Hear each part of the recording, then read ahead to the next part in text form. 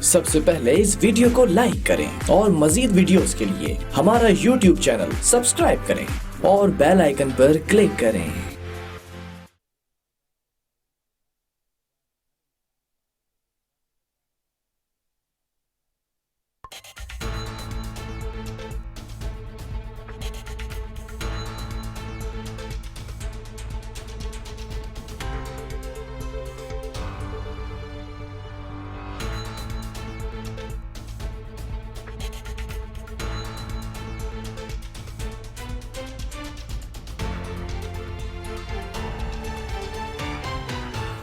अस्सलाम वालेकुम नाज़रीन, प्रोग्राम कराची टुडे और मैं हूं आपका मेज़बान बिलाल खान। सबसे पहले तालीमी मयार के हवाले से और तालीमी इदारों के हवाले से बात की जाएगी। बैन सूबाई इजलास वीडियो लिंक पर किया गया, जिसकी सदारत वज़ीर तालीम वफाकी वज़ीर तालीम शफ़क़त महमूद साहब ने की और इसमें यह फैसला किया गया और इस पर इत्तेफाक किया गया तमाम सूबों की जानिब से कि सितंबर के पहले हफ्ते में तदरीसी अमल को तालीमी इदारों को दोबारा खोलने का कहा गया। जबकि एक तजवीज़ ये भी आई थी कि 1 सितंबर से पहले इदारे नहीं खोले जाएं। अगस्त के आखिरी हफ्ते के अंदर इजलास बुलाया जाएगा और ये भी कहा गया कि NCOC की मीटिंग के अंदर उसमें हतमी मंजूरी ली जाएगी और ये कल इसका इम्कान है कि फैसला सामने आ जाएगा कि आया तालीमी इदारे खोलने की जो बात इस वक्त खबरें गर्दिश में है कि तालीमी इदारे खोल दिए जाएंगे या फिर दोबारा से मामलात डिले होते नजर आएंगे। तालीमी इदारे इस वक्त बंद हैं, जबकि ऑनलाइन क्लासेस का इस वक्त जो है मामला चलता हुआ नजर आ रहा है। यूनिवर्सिटीज़ की अगर बात कर ली जाए तो वहाँ पर ऑनलाइन क्लासेस के साथ साथ ऑनलाइन एग्जाम्स भी लिए जा रहे हैं। जबकि स्कूल्स कॉलेजेस की बात कर ली जाए तो स्कूल्स के अंदर ऑनलाइन क्लासेस का आगाज़ किया गया था, लेकिन ताहाल उसके ऊपर एक बहुत लंबी चौड़ी डिबेट हम कर चुके हैं बार बार प्रोग्राम्स के अंदर। अभी ये कहा जा रहा है कि जो वफाकी जो सूबाई वज़ीर तालीम सिंध हैं सईद गनी साहब, उन्होंने कहा कि स्कूलों को फंड्स भी दिए जाएं क्योंकि माली हालत इस वक्त अबतर हो चुकी है। इसी तमाम सिनेरियो के ऊपर बात की जाएगी। आज हमें ज्वाइन किया मेरे मौजूद मेहमान हैं, इस माहिर तालीम है अख्तर अराई साहब। अख्तर साहब, बहुत शुक्रिया प्रोग्राम के लिए, आपने वक्त दिया। जानना चाहूँगा ये जो इस वक्त तजवीज़ दी गई है और बैन सूबाई जो इस वक्त इजलास हुआ है, इसमें कहा गया है कि सितंबर के पहले हफ्ते में स्कूल्स खोल दिए जाएंगे जो तालीमी इदारे हैं, क्या कहेंगे इस पर? आपकी बड़ी मेहरबानी कि आपने हमें नुमाइंदगी का मौका दिया। मैं Sindh all Pakistan private school federation Sindh का सदर भी हूँ और हमारे काशिफ मिर्जा साहब ने अपनी पॉलिसी बयान जारी कर दिया है। हम बेसिकली इत्फाक नहीं करते ये जो बैन सूबाई वज़राए तालीम ने बात की है। देखिए, एक हमारा हक है कि अगर तालीमी इदारों को आप शट डाउन करते हैं तो हम क्लेम कर सकते हैं गवर्नमेंट से कि हमें क्लेम दिया जाए, उसका दावा हम कर सकते हैं। बात यह है कि हमें एक टाइम फ्रेम दे दिया जाए। कोई ठेला नहीं है कि हम लोग उस ठेले को एक जगह खड़ा कर दें। हमारे पास अकोमोडेशन रेंट होता है, सैलरीज होती हैं, हमारे टीचर्स बेचारे रो रहे हैं, हमें फीसेस नहीं मिल रही हैं। हम सईद गनी साहब से क्या ताउन करें? हमें एक पॉलिसी दे दी जाए। हम शुक्रगुजार हैं सईद गनी साहब के कि उन्होंने फंड्स की फेडरल गवर्नमेंट से बात की। क्या सिंध गवर्नमेंट के पास फंड्स नहीं है? 8वीं तरमीम के बाद सिंध गवर्नमेंट को तालीम के फंड्स नहीं मिलते? क्या उसमें प्राइवेट सेक्टर के इस नागहानी सूरत हाल में कोई हक नहीं है? वहाँ से कम से कम थोड़ी टीचर्स को सैलरी दे दी जाए, कम से कम हमें ऐड मिल जाए कि जो आपके बच्चे नहीं, सईद गनी साहब ने तो बिलासूद कर्जे दिए जाने का भी कहा है और ये भी कहा है कि माली इमदाद भी की जाए। बिल्कुल, उन्होंने कहा है, ये सियासी स्टैंड है, सियासी बयान है। देखिए, फेडरल गवर्नमेंट 8वीं तरमीम के बाद क्या फंड्स आपको देंगी? आपके पास भी तो फंड्स मौजूद है ना। आपकी बजट है, एजुकेशन की बजट है, एक्स्ट्रा बजट है, आपको 21 अरब रुपए की गालबन इस दफा बजट है। उसमें से आप प्राइवेट सेक्टर को कितना दे रहे हैं? उनके टीचर्स को डायरेक्ट अकाउंट में ट्रांसफर कर दीजिए। नहीं तो इस वक्त मामला क्या है? बच्चों की फीस नहीं आ रही है, इस वजह से जो अदायगी नहीं हो रही है सैलरीज की। एक सईद गनी साहब से मेरी गुजारिश है कि कम से कम एक नोटिफिकेशन निकाल दिया जाए कि पेरेंट्स को कि कम से कम वो फीस तो अदा कर दें। अगर वो फीस अदा कर देंगे तो हम सरवाइव कर जाएंगे। नहीं, पेरेंट्स फीस अदा नहीं कर रहे क्या? 5% स्कूल इस वक्त बंद हो चुके हैं सिंध के अंदर। हम आपको डेटा देने के लिए तैयार हैं। नहीं अख्तर साहब, पेरेंट्स जो हैं वो सरवाइव नहीं कर सकेंगे। जो बच्चे इस वक्त आप जो स्कूलों के अंदर पढ़ रहे हैं, तो क्या उनके पेरेंट्स फीस अदा नहीं कर रहे हैं? जी बिल्कुल, यही तो अर्ज है कि सिंध गवर्नमेंट वो तो बयान दे दे, कम से कम एक नोटिफिकेशन दे दे, एक तालीम मिनिस्टर, एजुकेशन मिनिस्टर साहब से एक नोटिफिकेशन जारी करवा दे, पेरेंट्स को ये तमीज़ कर दे कि आप किस न किस तरीके से फीस अदा करें ताकि आपके तालीमी इदारे, आपका उस्ताद जो आपके लिए इंगेज बैठा हुआ है, जो आपको ऑनलाइन पढ़ा रहा है, और उसकी कम से कम सैलरी दी जा सके, बिल्डिंग के रेंट दिए जा सके। इस वक्त सर्वाइवल का मसला आ गया है। हमें आपसे कोऑपरेशन करने में कोई एतराज नहीं है, मगर हम इस तरह से यकतरफा फैसला नहीं मानते। क्या पैनल सूबाई मीटिंग के अंदर हमारे काशिफ मिर्जा साहब को कम से कम फेडरेशन की एक नुमाइंदगी तो कर देते? आप प्राइवेट सेक्टर के किसी एक रिप्रेजेंटेटिव को नहीं साथ बुलाते। तो इसका मतलब ये हुआ कि एक फरीक को नहीं बुलाया गया। जो फरीक अफेक्टेड होता है, या जो 2 लाख स्कूल अफेक्टेड होते हैं, 15 लाख टीचर और 5 लाख जो नॉन टीचिंग स्टाफ अफेक्टेड होता है, उसका कोई एक पर्सन भी रिप्रेजेंटेटिव नहीं था आपकी पैनल सूबाई तालीमी कॉन्फ्रेंस के अंदर। क्या हमारा इतना भी हक नहीं कि हम आपकी वहाँ नुमाइंदगी कर सकें, अपना मौक़िफ़ दे सकें? इस तरह के फैसले नाकबूल हैं। नहीं तो अगर मैं वफाकी तालीमी जो मिनिस्टर हैं उनसे हटकर सूबाई तालीमी मिनिस्टर की तरफ आऊं, तो आप लोगों से कोई कोऑर्डिनेशन नहीं किया जा रहा क्या? देखिए, हमसे मीटिंग नहीं करते। हमने कई लेटर लिखे, 12 याद दहानी कराई कि आप हमसे मीटिंग करें, हम आपको तजावीज़ देंगे। हमने SOPs बना के दिए हुए हैं। वो किसी एसोसिएशन को या किसी रिप्रेजेंटेशन को बिल्कुल ही जो है वो मिलना नहीं चाहते। वो यकतरफा जो है सियासी बयान दे देते हैं, सिर्फ एक पॉलिटिकल उसके लिए। बात यह है कि हमें जब तक स्टेक होल्डर नहीं बनाएंगे, तजावीज़ नहीं लेंगे, हम कैसे सरवाइव करेंगे? हमारी डिमांड है कि बजट में से हमें ग्रांट दी जाए, और सिंध गवर्नमेंट की बजट है 8वीं तरमीम के पास। ये शोबा तालीम का जो डोमेन है ये सिंध गवर्नमेंट के पास है। सिर्फ वफाक की गवर्नमेंट के ऊपर बात ना डाली जाए, जरूर उनसे बात की जाए, उनसे भी मांगा जाए, मगर कम से कम सिंध गवर्नमेंट को भी अपने फंड्स में से कुछ। अच्छा अख्तर साहब, अगर स्कूल खुल जाते हैं, तालीमी इदारे दोबारा से फंक्शनलाइज हो जाते हैं, तो इस बात की यकीन दहानी करवाएंगे प्राइवेट स्कूल एसोसिएशन के SOPs को फॉलो किया जाएगा? बिल्कुल सर, मैं पहले भी आज भी आपके सुबह प्रोग्राम में ये जिक्र कर चुका हूँ, मॉर्निंग प्रोग्राम के अंदर।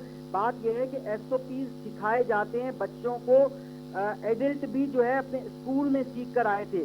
किसी बस स्टॉप पे लाइन में लगना नहीं सिखाया जाता। किसी फिश मार्केट में, किसी बकरा मंडी में SOPs नहीं सिखाए जाते। हम तमाम एडल्ट ने भी बचपन में अपने स्कूल से तरबियत हासिल की कि how we have to stand in the line, हमें कैसे चलना है, क्या फासला रखना है, कैसे बैठना है।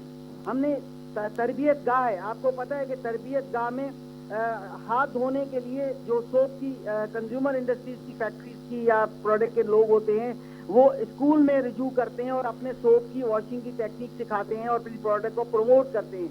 क्या आपको स्कूल इतना ताउन नहीं कर सकता था कि SOPs की ट्रेनिंग देता, आपके बच्चों को, सिंध के अवाम को, पाकिस्तान के अवाम को SOPs पे अमल करना नहीं सिखा सकता था?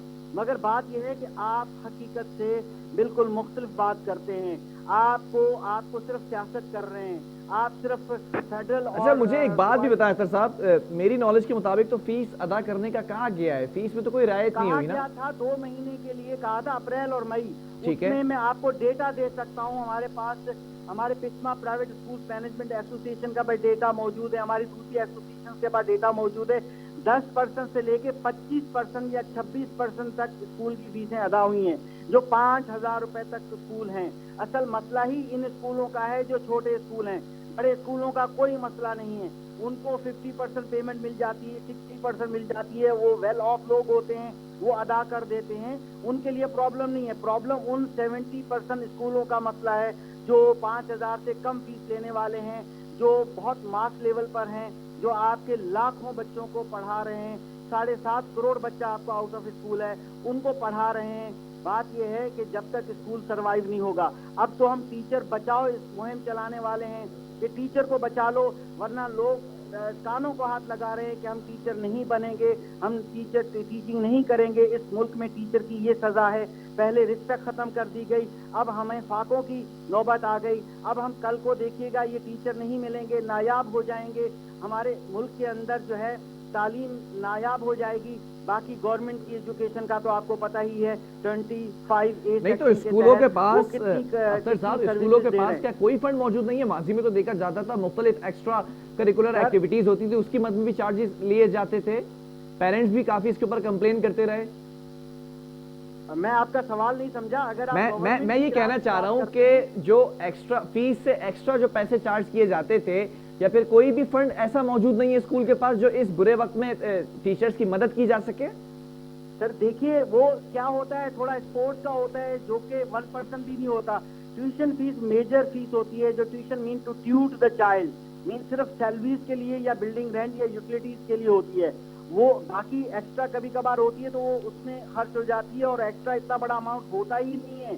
और बड़े स्कूलों की अगर बात करेंगे, हाँ वहाँ AC लगा दिए जाते हैं, वहाँ फर्निश कर दी जाती हैं, बहुत फैसिलिटीज होती हैं, वहाँ उसके एक्स्ट्रा चार्जेस लिए जाते हैं। हम उसकी बात नहीं करते हैं, हम नुमाइंदगी करते हैं मास की, यानी कि हम मेजॉरिटी ऑफ स्कूल्स की बात करते हैं जो आवाम की खिदमत कर रहे हैं। अच्छा, सितंबर से स्कूल खुलने का फैसला किया गया है, तो कैसा देख रहे हैं इस फैसले को? क्या पहले चाह रही है प्राइवेट स्कूल जो मैनेजमेंट है कि पहले खोल दी जाए स्कूल?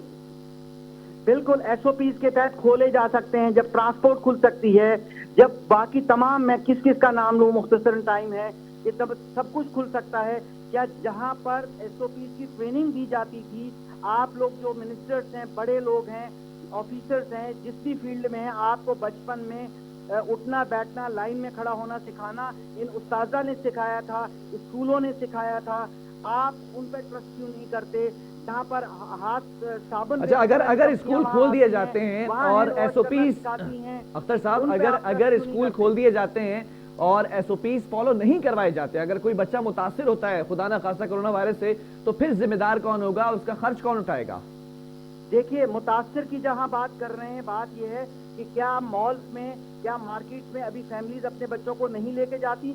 आप कैमरा उठाइए, सर्वे कीजिए, रश देखिए, बच्चे अगर बाइक पर बैठे हैं तो बच्चे साथ बैठे हुए हैं, मार्केट में घूम रहे हैं। क्या स्कूल की बाउंड्री वॉल के अंदर?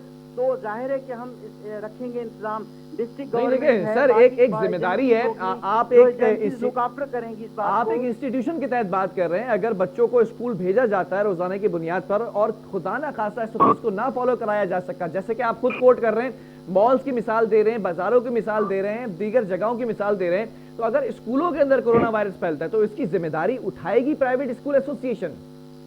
देखिए, हम देखिए 5 एजेंसीज यानी इदारे, जिसमें डिस्ट्रिक्ट मैनेजमेंट भी है, पुलिस स्टेशन भी है और बाकी इदारे भी हैं जो लुक आफ्टर कर रहे हैं। सिंध गवर्नमेंट है, हमारे DG प्राइवेट स्कूल्स हैं, माशाल्लाह वो लुक आफ्टर कर सकते हैं, बिल्कुल फाइन किया जाए। मगर हमने तजवीज़ ही ऐसी दी है कि हम चाह रहे हैं कि 3 घंटे के लिए काशिम मिर्जा साहब ने प्रॉपर SOPs बना के दिए हैं जो यूनाइटेड नेशन के अप्रूव्ड हैं, इंटरनेशनल स्टैंडर्ड के मयार के मुताबिक हैं, गवर्नमेंट को हमने प्रॉपर भिजवाए हैं। उसमें हमने शिफ्टों में स्कूल को खोलने की बात की है, हमने 30 बच्चों की जगह 10 बच्चों की सोशल डिस्टेंसिंग को मेंटेन करने की बात की है। हमने वो तमाम SOPs को फॉलो करने का तरीक़ेकार, हमने उसकी ड्रिल्स कर ली हैं, यहाँ प्रैक्टिस कर ली है, और हम गारंटी से उस चीज़ का ख्याल रखेंगे। बच्चा अगर बाउंड्री वॉल के अंदर आएगा तो उसके बाद हम प्रॉपर डिस्टेंस रखेंगे और तमाम वो SOPs, वॉशिंग होगी, सैनिटाइजर। चले, ठीक है अख्तर साहब, हुकूमत ने फैसला तो कर लिया है। हम ट्रांसपोर्ट की वो नहीं रख लेंगे, क्योंकि अगर कोई वैन है, उस वैन में SOPs होते हैं नहीं होते, वो एजुकेशन डिपार्टमेंट का काम नहीं है, वो ट्रांसपोर्ट डिपार्टमेंट का काम है, गवर्नमेंट का काम है। पेरेंट्स को खुद चाहिए, अगर बच्चा ट्रांसपोर्ट किसी वैन में अफेक्टिव होता है, किसी गाड़ी में अफेक्टिव होता है, वैन भी तो बहुत से स्कूलों की वैन भी तो एसोसिएट होती है ना स्कूल से। देखिए 99% स्कूल की वैन नहीं होती, बहुत शाज़ो नाज़र कोई नहीं सर, एसोसिएट करने का मतलब ये है कि है बच्चा उस वैन में जाएगा स्कूल तो आप ही लोगों की जिम्मेदारी आएगी, नहीं उस वैन ड्राइवर की जिम्मेदारी आएगी। जी, वैन ड्राइवर इंडिपेंडेंट होता है, कॉन्ट्रैक्टर होता है, उसका कोई भी जिम्मेदारी स्कूल मैनेजमेंट नहीं लेती। वो ट्रांसपोर्ट मतलब कल को अगर कोई वैन में बच्चा इफेक्टेड हो जाए तो उसकी जिम्मेदारी नहीं उठाएगा प्राइवेट स्कूल? बिल्कुल, हमारा ट्रांसपोर्ट की जिम्मेदारी हमारी नहीं होगी। ठीक है, बहुत शुक्रिया अख्तर रानी साहब इस वक्त हमारे साथ मौजूद थे। और बच्चों के ऊपर एक बड़ा जो है वो मामला चलता हुआ नजर आ रहा है, कश्मकश में है, बच्चे परेशान हैं, वालिदैन परेशान है कि स्कूल्स कब से खोले जाएंगे। अभी तक जो फैसला सामने आया है, जो तजवीज़ पेश की गई है, सितंबर के पहले हफ्ते में स्कूल खोलने की, तालीमी इदारों की बात की जा रही है कि खोलने की, अभी NCOC का जो इजलास होगा उसके अंदर ये फैसला किया जाएगा, हतमी फैसला, इसकी मंजूरी हो सकता है कल दे दी जाए। लेकिन एक तजवीज़ ये भी पेश की गई कि 1 सितंबर से पहले स्कूल ना खोले जाएं, जिसके ऊपर प्राइवेट स्कूल मैनेजमेंट ये कह रही है कि हमारा जो माली नुकसान हो रहा है उसका जो खसारा है वो कौन पूरा करेगा। इस पर अब देखते हैं कि सईद गनी साहब ने तो कहा है कि फंड्स भी दिए जाएं, बिला सूद जो है वो कर्जे भी दिए जाएं। देखते हैं कि आगे ऊंट किस करवट बैठता है। यहाँ वक्फा लूंगा, इसके बाद एक और स्टोरी शामिल करेंगे।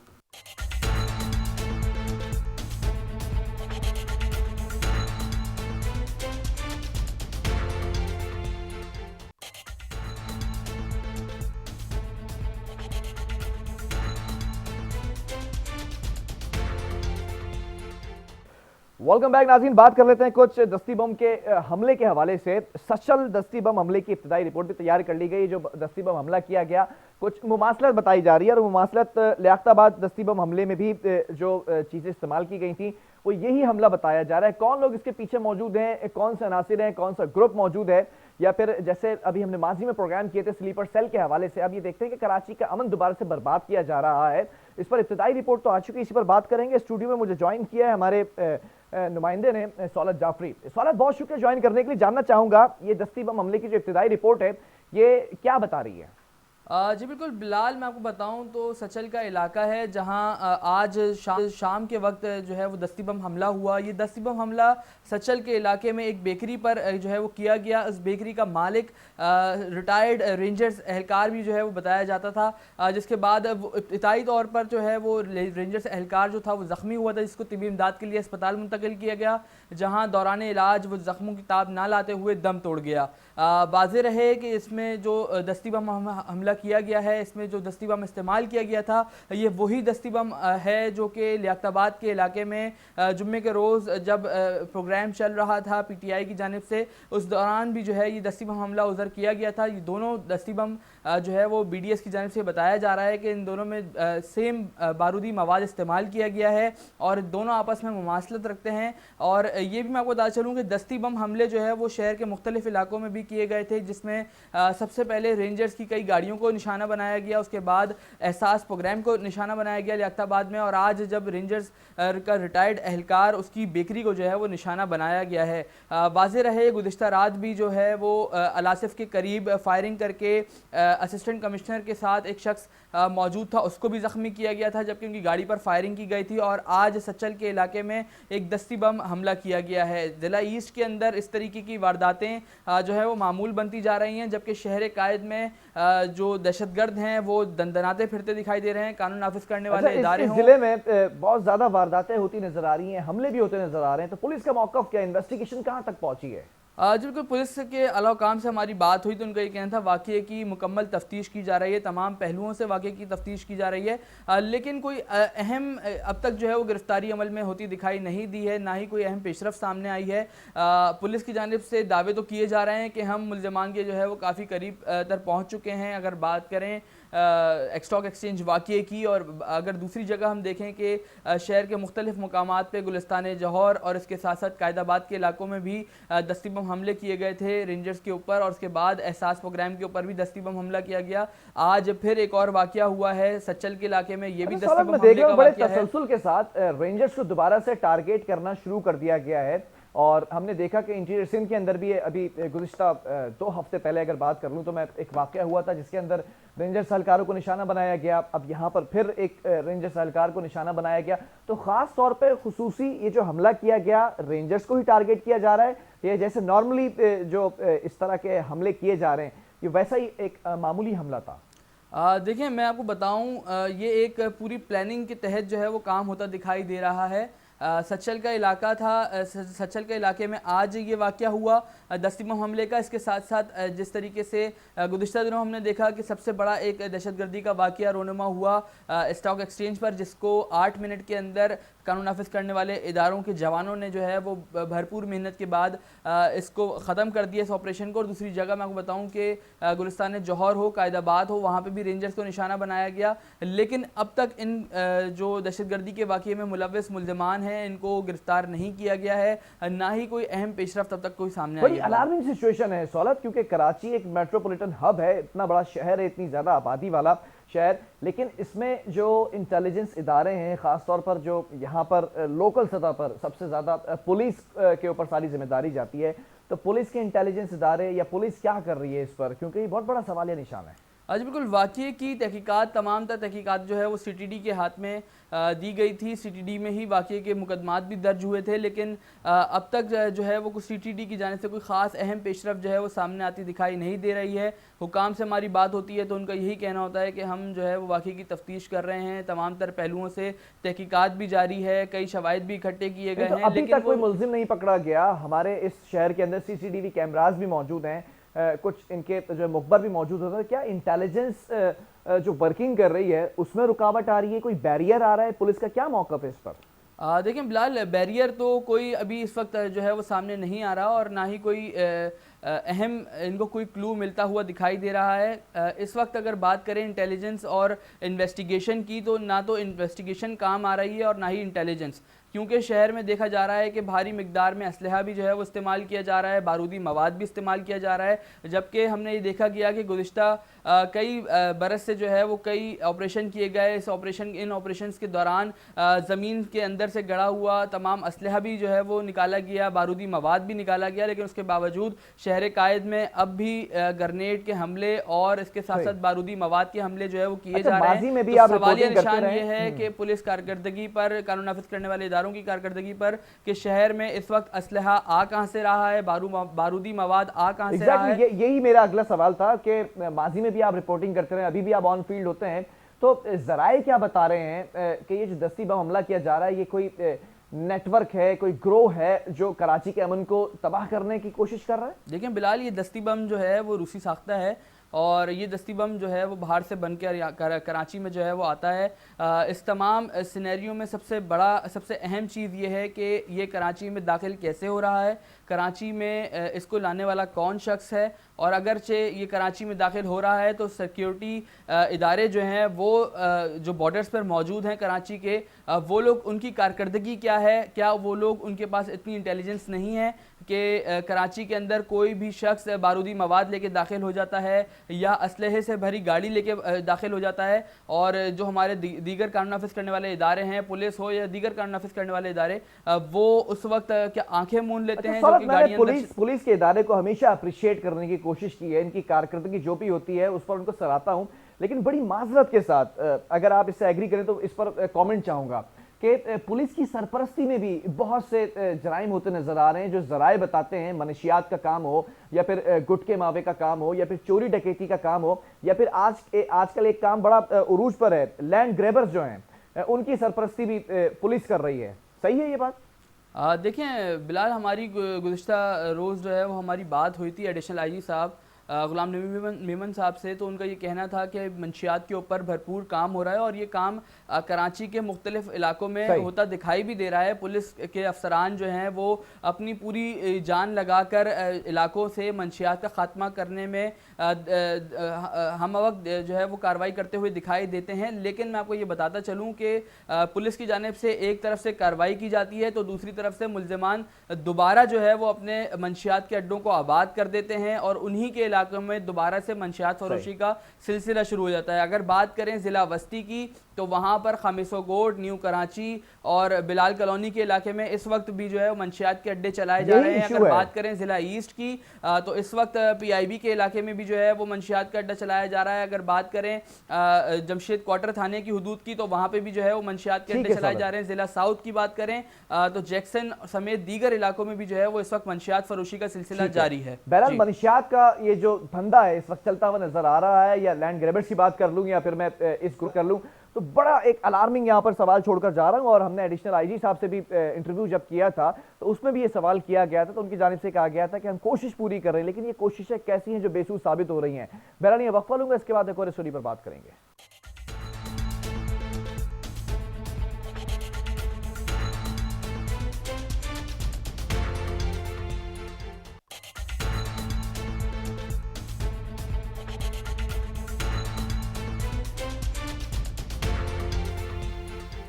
वेलकम बैक नाज़रीन। मूनसून का जो सिस्टम था वो तो खैर आज से रवाना होना शुरू हो चुका है, लेकिन सवाल यहाँ पर ये पैदा होता है कि 2 दिन जो बारिश हुई उसने तमाम बल्दियाती जो इदारे हैं उनकी कलई खोल दी है, तमाम पोल खोल के रख दिए हैं। नाले जिस तरह से भरे हुए दिखाई दिए, सड़कों पर पानी दिखाई दिया। पोश इलाकों के अंदर हमने देखा कि सड़कें ज़ेर-ए-आब आ गई। तो पहले ये कहा गया था कि वर्ल्ड बैंक के मंसूबे के तहत पैसे रखे गए हैं 1.76 billion if I am not wrong. तो उसके बाद फिर एक और इजलास किया गया, फिर हमने जो है वो सेक्रेटरी लोकल गवर्नमेंट से भी बात की, उन्होंने कहा नालों की सफाई शुरू कर दी गई है। अब सवाल यहाँ पर ये पैदा होता है कि नालों की सफाई की गई थी तो ये नाले भरे हुए क्यों थे? आप फुटेजेस में देख सकते हैं। इस वक्त मुझे ज्वाइन किया है DMC साउथ के चेयरमैन हैं मलिक फैयाज साहब। मलिक साहब, बहुत शुक्रिया प्रोग्राम के लिए, आपने वक्त दिया। जानना चाहूंगा कि ये नालों की सफाई इतना बड़ा मसला क्यों बन गया कराची के लिए? देखिए नाले जो हैं बरसाती नाले, वो बड़े नाले जो हैं वो कराची मेट्रोपॉलिटन कॉरपोरेशन करती है जी। अब वो नालों पे उनको सियासत करनी है, मेयर साहब को फंड्स नहीं है। आप अगर उनके पिछले 1-2-3 माह के अगर आप इख्तियारात में टेंडरों के इश्तराक देखें मुख्तलिफ रोडों के कामों के, उनके पैसे हैं उनके पास और नाले साफ करने के पैसे नहीं है। तो ये सिर्फ सियासत है बड़े नालों की जो उनकी डोमेन है। अब जहाँ तक आ गया सड़कों के इर्द गिर्द जो ड्रेन जो वाटर होती है, नालियाँ होती हैं, छोटे नाले होते हैं, वो आता है डीएमसी के डोमेन। वो अल्हम्दुलिल्लाह हमने तो तकरीबन पूरे अपने डीएमसी में, चाहे आई चंडीगढ़ रोड है, मैं आपको बताना चाह रहा हूँ कि कुछ रोड ऐसे हैं जो इंटर डिस्ट्रिक्ट रोड होते हैं वो केएमसी के हैं। आई चंडीगढ़ रोड केएमसी का, उसकी जो कैच वो है स्टॉर्म वाटर जो ड्रेन है उनको हमने साफ किया है। तो आप अगर देखिए 2 बारिश नहीं तो मेयर साहब की बात भी तो वैलिड है। मेयर कहते हैं कि भाई हमने खत लिखे थे सिंध हुकूमत को कि नालों की सफाई के लिए पैसे रिलीज कर दिए जाए, सिंध हुकूमत ने देर कर दी, अब वो नाले साफ नहीं हुए, बारिशें हो गई। देखिए मैं आपको गुजारिश कर रहा हूँ, उनकी अगर आप 1 माह पहले के इश्तराक देख लें टेंडरों के, उनमें बहुत सी ऐसी चीजें जो जरूरी नहीं है नालों की सफाई करने से, वो उनको करवा लेते हैं। इतने करोड़ों रुपए के जब टेंडर कर सकते हैं, नाले नहीं साफ कर सकते आप उससे। नहीं तो नालों की सफाई के लिए पैसे देने की जिम्मेदारी किसकी है? मेयर की है? नहीं, उनका अपना फंड है, उनको हर महीने ग्रांट आती है केएमसी को, तमाम डीएमसी को मिलती है ग्रांट। नहीं वो तो ओजेटी की मद में पैसे दिए जाते हैं ना। मिलती है, आपको पता है डीएमसी को कितनी ग्रांट मिलती है? आप बता दें सर।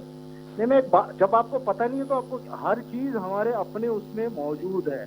अभी 1 घंटे पहले मेयर को जब हमने लिया प्रोग्राम के अंदर, दूसरे प्रोग्राम में बैठे हुए थे, वो अभी भी यही कह रहे हैं कि पैसे रिलीज करने में क्यों देर की जाती है। किबला आप कल मुझे ऑनलाइन ले लें इसी टाइम पे, मैं आपको वो जो शेयर करूंगा आपको डॉक्यूमेंट जिसमें करोड़ों रुपए के बल्कि अरबों के करीब टेंडर जा रहे हैं। मैं फिर वही कहूंगा, आप एक सड़क छोड़ दें, सड़कें तो वैसी टूटी हुई है, नाला ही सफा करवा देते यार।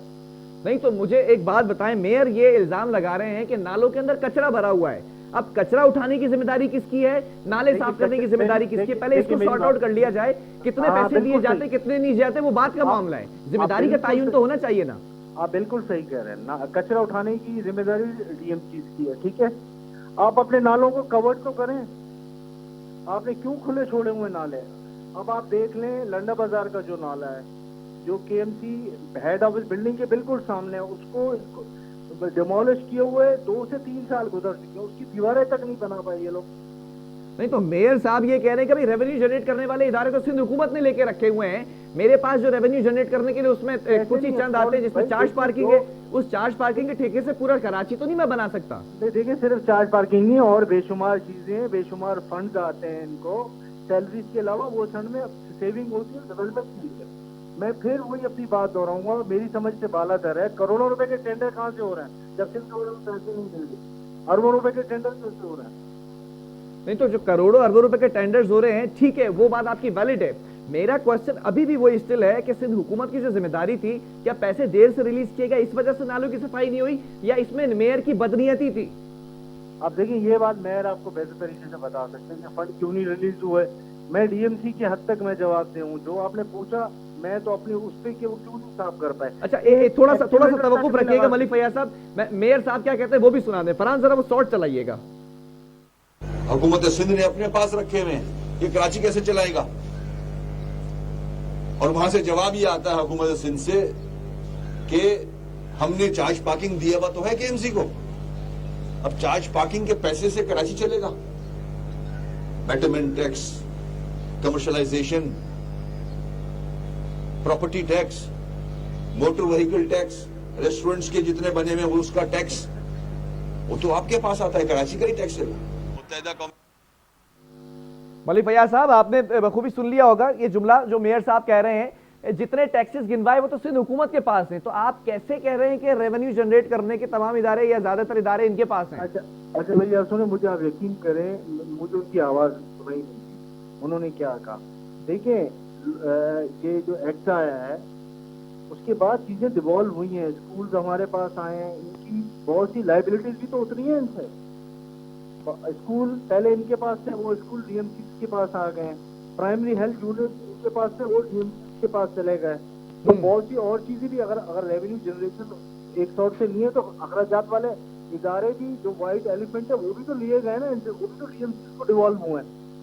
तो मैं ये नहीं कह रहा कि बिल्कुल वो गलत कह रहे हैं, या लेकिन ये इतना भी सही नहीं है जितना वो। चले मुझे एक बात बताएं, आप जो है वो साउथ में तमाम मामला देख रहे हैं डीएमसी के, आपके मामला सेट चल रहे हैं, तमाम चीजें बेहतर तरीके से मुतमईन है आप?